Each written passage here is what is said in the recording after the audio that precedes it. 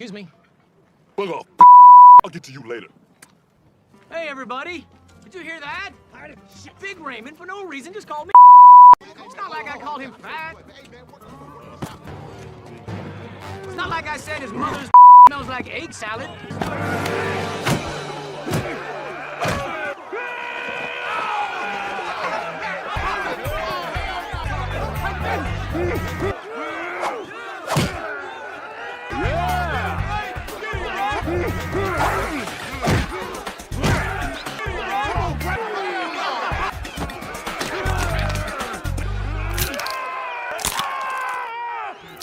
Who's the bitch now? The film opens with Stan Minton, a real estate salesman, engaged in a high-stakes negotiation with an elderly woman. He attempts to convince her to purchase an investment property. He insists it's within her budget. The woman, however, counters his claims, arguing that the property is overpriced and situated in a dilapidated neighborhood. Despite her doubts, Stan persists in trying to close the deal. Just as they come to an agreement, police storm into Stan's office and arrest him. Stan faces charges of fraud, accused of misleading elderly clients with dishonest investment schemes.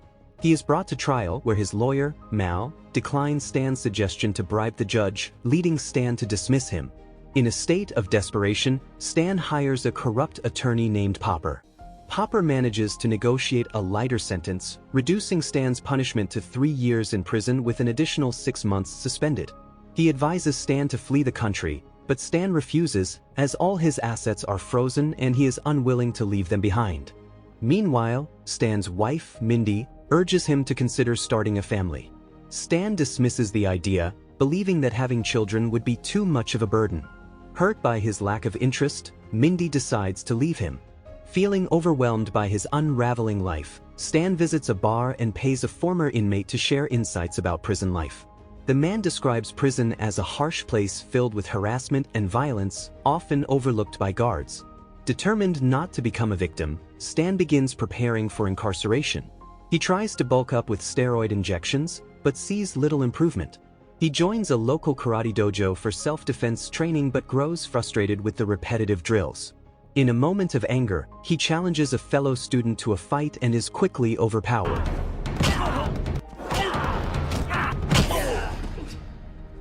Humiliated and enraged, Stan retaliates and severely beats the student, resulting in his expulsion from the dojo. You can forget about your refund. Is that all you got?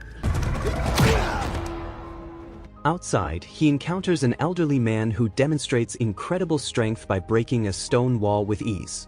Impressed, Stan asks the man to train him in martial arts, promising payment once he regains his finances. The old man agrees and moves in with Stan, who introduces him to Mindy as his master. However, Mindy feels uneasy about the master's disheveled appearance and chain-smoking habits. As they spend time together, the master teaches Stan more than just combat skills. He instills strict discipline through intense training regimens and a controlled diet aimed at building stamina and mental resilience. As Stan becomes more committed to his training, he starts neglecting Mindy. Feeling abandoned, she eventually leaves him. Despite his heartbreak, Stan remains focused on his training. After enduring rigorous physical challenges, he finally masters the martial arts techniques taught by his mentor. To celebrate his transformation, he invites both the master and Popper to dinner. During the meal, the master reveals that Stan is only his second student and warns him never to encounter his first student, who misuses martial arts for malevolent purposes. With newfound confidence from his skills, Stan seeks out Master Chu, the head of the dojo that expelled him, and challenges him to a rematch. This time, Stan triumphs over Master Chu, showcasing how far he has progressed. With his confidence restored, Stan decides to turn himself in to serve his sentence. The master and Popper accompany him as Mindy watches from afar with tears in her eyes. The scene shifts to a prison transport bus carrying Stan and several other inmates. During the journey, one inmate tries to intimidate Stan, but he quickly retaliates and warns him not to attempt it again. Upon arrival at the prison, Stan is assigned to share a cell with an older inmate named Larry Shorts. Curious about prison life, Stan inquires about the most notorious inmates. In the yard, Larry points out 3 major gangs: the black gang led by Cleon, the Mexican gang led by Juanito, and the Nazi gang led by Patterson. The most feared inmate is Big Raymond, known for bullying and sexually assaulting new prisoners. When Big Raymond attempts to harass Robbie, a young new inmate who arrived with Stan, Stan steps in and defeats him in a one-on-one fight.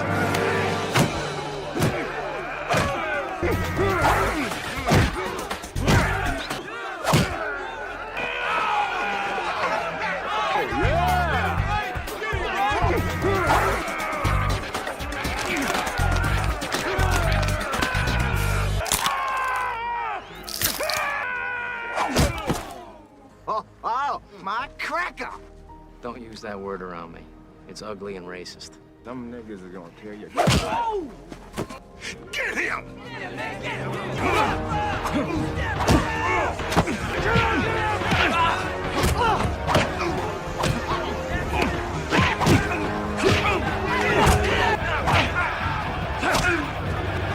Get that fool!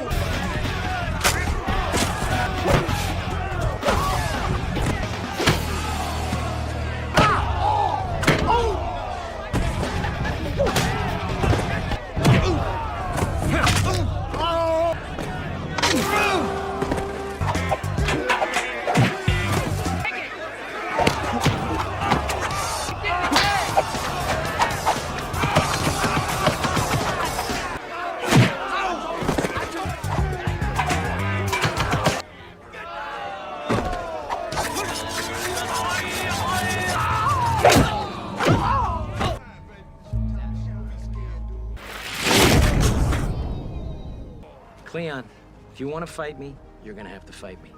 Now pick up your gold teeth. But if you come at me again, I'm gonna hang on to him like a Swiss banker. His strength and fearlessness earn him a formidable reputation. From his office, prison warden Francis Gask watches Stan closely, clearly devising plans involving him. Now respected and feared, Stan becomes a protector in the prison.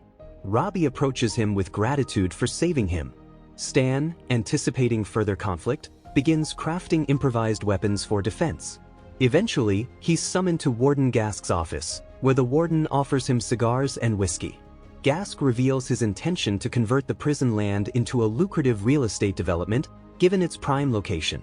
He believes Stan's real estate experience could be useful and offers him early parole in exchange for his help. Tempted, Stan agrees to cooperate. Later, in the prison showers, Patterson attempts to ambush Stan.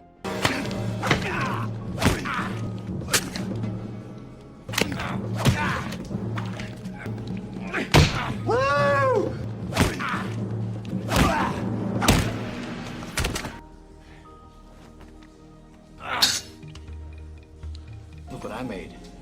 With 3 bars of soap and a shoelace.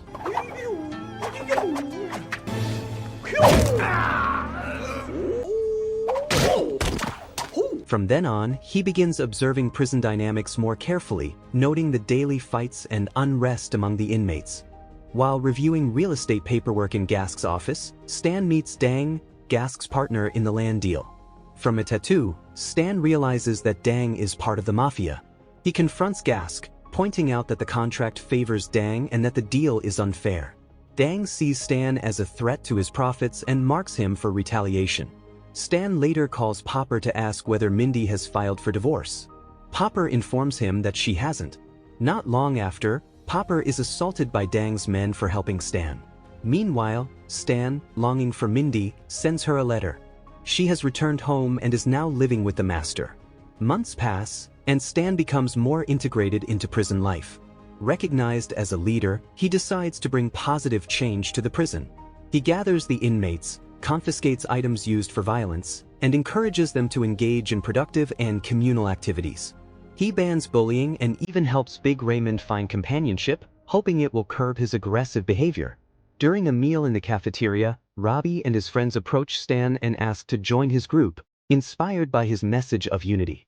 Soon, many other inmates follow suit. Meanwhile, Larry hands Stan a reply letter from Mindy, stating her desire to visit him. As Stan's influence grows, the prison becomes a more peaceful place. Fighting ceases, and inmates begin to bond. Eventually, Stan reunites with Mindy, and the two reconcile. However, The improved atmosphere worries Warden Gask, who summons Stan. Gask reveals his plan to incite a massive prison riot that would force the prison board to order a mass execution of inmates.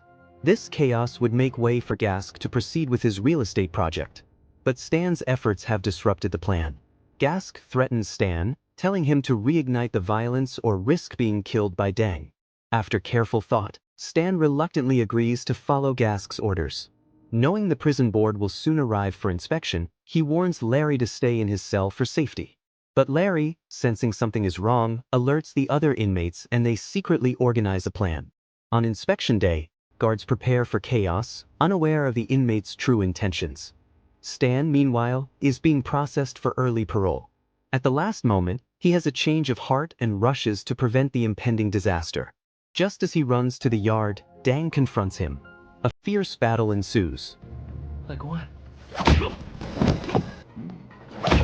Stan discovers Dang is the master's first student, explaining his formidable martial arts ability.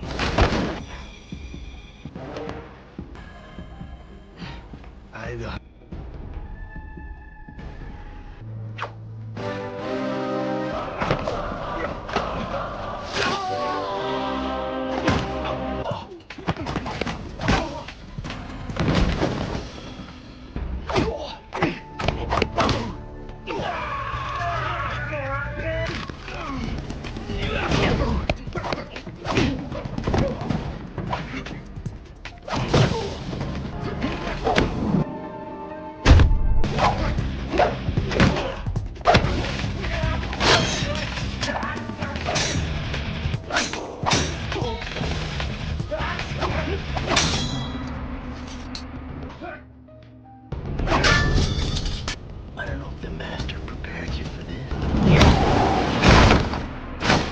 Stan overcomes him and hurries to stop the violence.